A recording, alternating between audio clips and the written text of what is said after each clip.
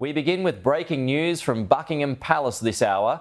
Prince Andrew will no longer be known as a prince and will revert to his name, Andrew Mountbatten-Windsor. There is a chapter in the relationship between Sarah Ferguson and Andrew Mountbatten-Windsor that remains astonishing even today. A chapter filled with hidden lovers, careless behaviour inside royal homes, private confrontations with senior family members, and a marriage that was already buckling long before the public knew a single thing was wrong. This is what staff witnessed, what biographers uncovered, and what senior royals tried to keep contained. The details are shocking. Sarah Ferguson entered royal life with enthusiasm, but also with a naive belief that marriage to the Queen's second son would bring stability. What she actually walked into was long stretches of solitude. Andrew was in the Navy, often away for months. According to several accounts, the couple saw each other for little more than 40 days a year in the early period. It created an environment where any emotional connection they had struggled to survive. By 1989, insiders say Sarah was already desperately lonely, which is where Steve Wyatt enters the story. Wyatt was a wealthy Texan businessman, smooth,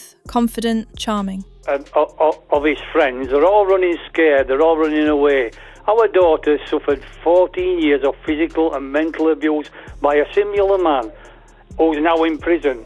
And I have no sympathy whatsoever for Sarah Ferguson and her friends and Andrew. They met at the British Opera Festival in Houston, and according to sources close to her at the time, Sarah became completely taken with him. Some authors quote those around her saying she once described Wyatt as the love of her life. Whether that is true or an exaggeration, the effect was unmistakable. Their connection deepened, and Andrew, away on duty, had no idea what was developing. When Andrew eventually discovered what was happening, the marriage suffered a severe blow. From that moment, the cracks were no longer small. They became visible in public. Dr. Alan Starkey, who has written extensively on Sarah, recounts a tense moment that hinted at how icy things had become. Leaving Harry's bar in Mayfair, a heavily pregnant Sarah tripped and fell. Andrew continued walking, offering no assistance, leaving her to catch up. For a couple who were supposed to be a modern royal love story, it was a startling glimpse into how fractured things had become. Wyatt eventually moved on and became engaged to another woman, but the emotional damage he left behind was permanent. And yet, even this was not the most shocking affair of the marriage. Prince Andrew is seeking new separate accommodation for both himself and his ex-wife, Sarah Ferguson,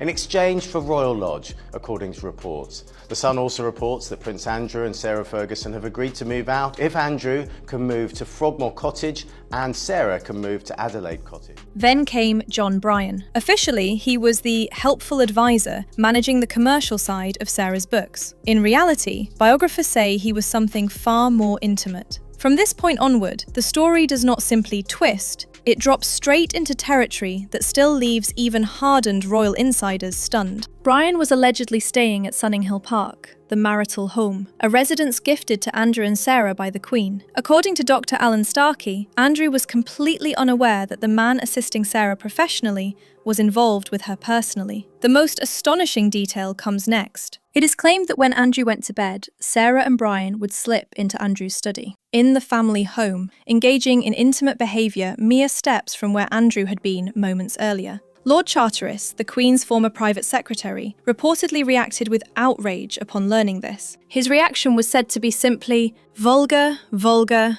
vulgar. Sit there and say, but he's the king. If he wants somebody to not live in a certain location anymore, surely he has the power to where you're able to make that happen, no, Elsa?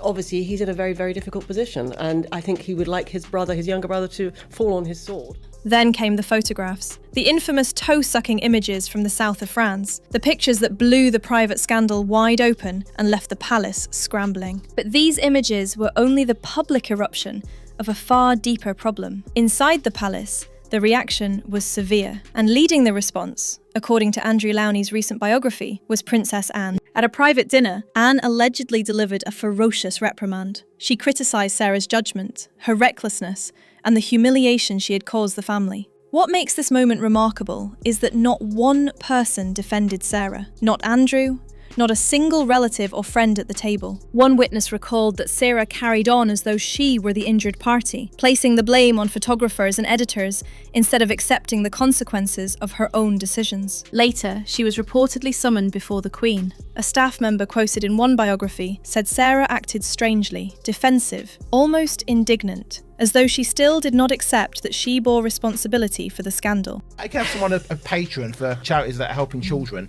and this patron is openly friends with a known paedophile, and she knew he was a paedophile by that point. Makes you want to vomit. I mean, there are certain things you can recover from. While Sarah's behaviour dominated headlines, biographers insist that Andrew's own conduct contributed significantly to the breakdown. One former driver told author Andrew Lowney that Andrew had allegedly slept with more than a dozen women within the first year of his marriage. So while Sarah's affairs were splashed across the front pages, Andrew's were discussed quietly behind palace doors. Together, those patterns left their marriage with nothing solid to stand on. In 1992, while Sarah was away, Andrew phoned her. By several accounts, he told her they were separating. She reportedly burst into tears, distressed and overwhelmed. But the most interesting detail is this. He allegedly told her the decision was not entirely his. The palace had reached its limit. Senior figures had lost patience. The marriage had become untenable, and it was time for the public announcement. In 1996, they divorced. But unlike most couples, this did not mark the end. He'll also move out of Royal Lodge and into private accommodation under new instructions from his brother, the King. It all follows the continuing links between Andrew and the late pedophile Jeffrey Epstein. Despite the scandals, despite the affairs, Sarah and Andrew continued living together. Royal Lodge became their shared sanctuary. A peculiar arrangement to outsiders, but a familiar routine for them. They raised their daughters together. They holidayed together.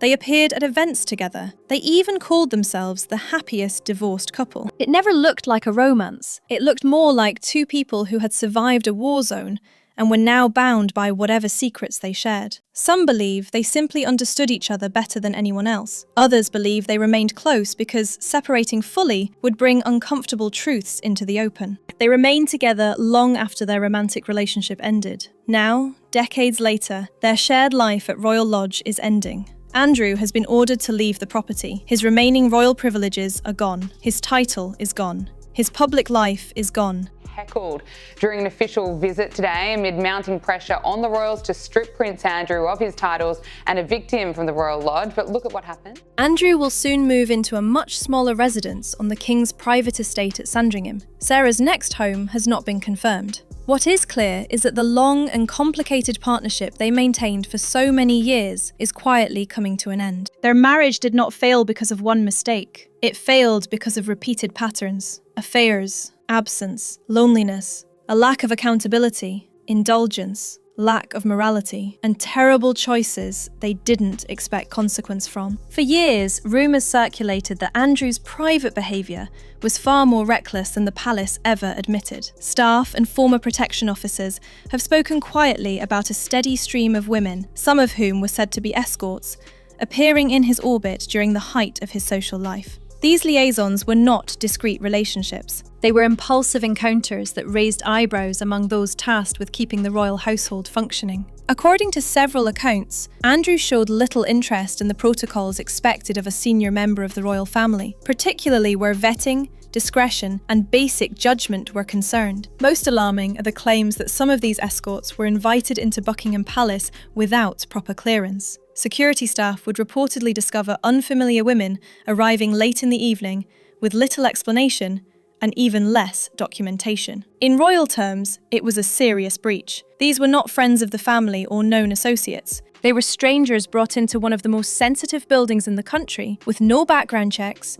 no identification, and no understanding of who they were or why they had been allowed through the gates. It created frustration and concern among palace staff, who had to navigate the fallout while Andrew carried on as if the rules did not apply to him. These indulgent affairs on both sides reveal one simple truth. They behaved as though nothing could touch them, as if consequences were for other people, beneath them. The damage they left behind is wide-reaching, and now the two of them are described by insiders as sliding into a steep decline. If you want the next chapter in this saga, make sure you subscribe, turn on notifications, and share your thoughts in the comments. I read every one. Thank you for watching.